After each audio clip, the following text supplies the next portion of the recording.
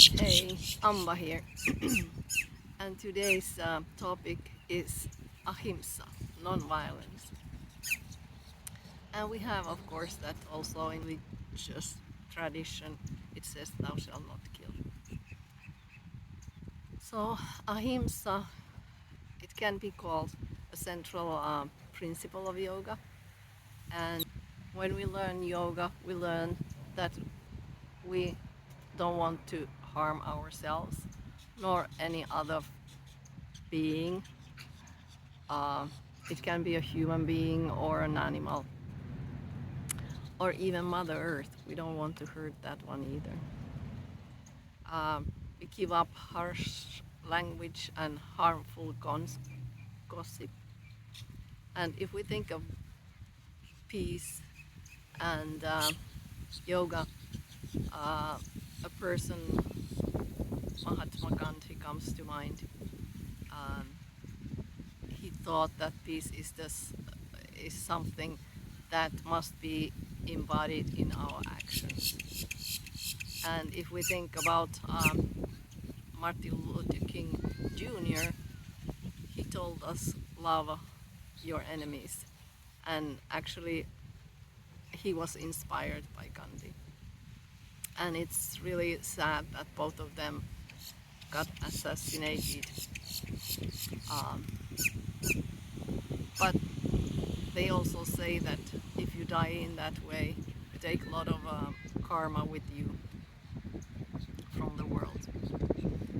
So Ahimsa is never engaging in any form of aggression or violence towards others, ourselves, and as I said, Mother Earth. And it means in all our manifestations. And violence, even in its most subtle form, is the very vibration or essence of imbalance, and it lies at the root of our suffering. So Shivananda was teaching about the thought power, and he said that if we knew how powerful our thoughts are, we wouldn't be thinking another negative thought. And then Yoga Sutras, they teach, actually 235 is Ahimsa Pratistayam Tat Samnidam. So in the presence of one firmly establishes in non-violence, all hostilities cease. And if we think about still some people that been promoting peace, Swami Vishnu-Devananda is one of them, and he was doing those peace flights to different parts of world. Like he was in North Ireland, in Belfast. He flew over the Berlin Wall, and when he was doing those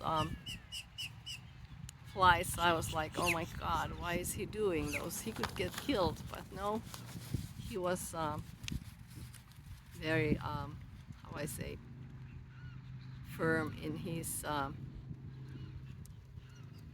idea of promoting peace and getting world's attention when he was doing that.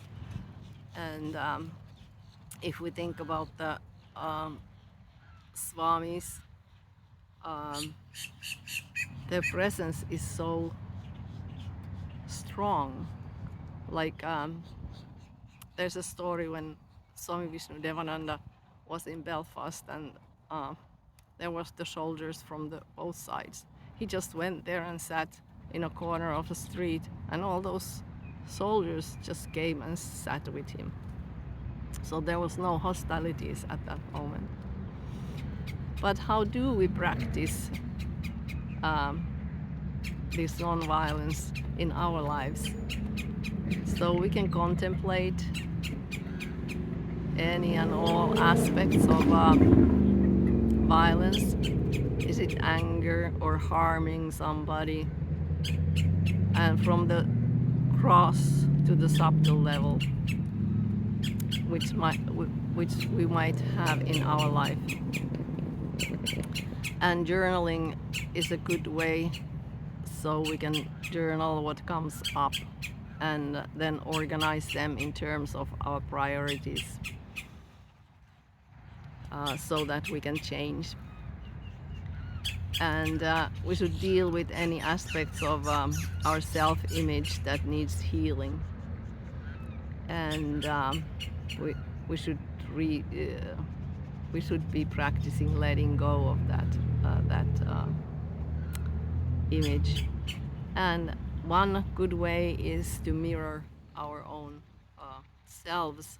So if we get aggravated because of somebody's actions, somebody's towards us or anywhere in the world, so we should stop and think, why did we get aggravated?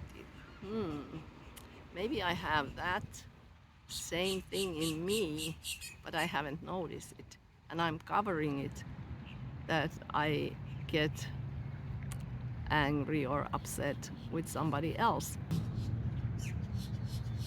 Then we start realizing the shortcomings of ourselves. It's a very good practice. So, and we can practice letting go of that, those aspects of us that we don't like. If it's self-doubt, it can be judgment, condemnation, and so forth. And we can start cultivating self-acceptance, confidence, self-confidence, and love on a daily basis, every and each day.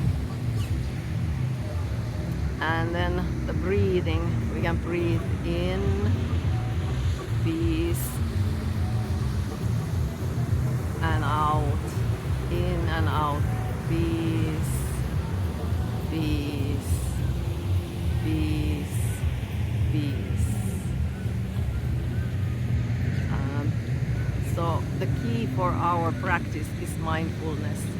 So we can't practice if those aspects are hidden in us.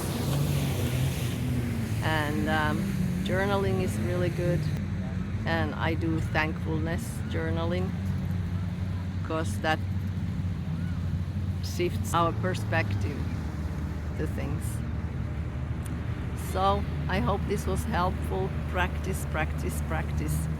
And let's meet again next week. Thank you for watching, and please subscribe. Thanks. Namaste.